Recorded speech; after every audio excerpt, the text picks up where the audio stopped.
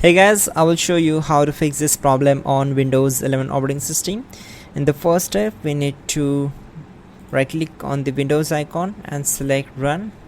Then type here %local app data %. Then click on OK.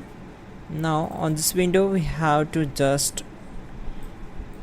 click on this icon view, then go to show option and click on hidden items, and here you will get this hidden file icon cache.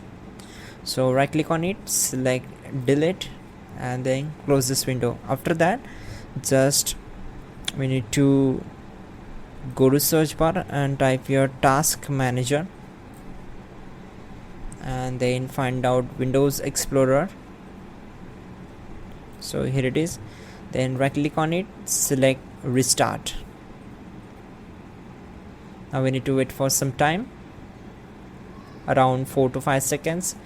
Once done, close this window, and that's it guys. Your problem will be solved. You are good to go. Don't forget to like the video and please do subscribe the channel.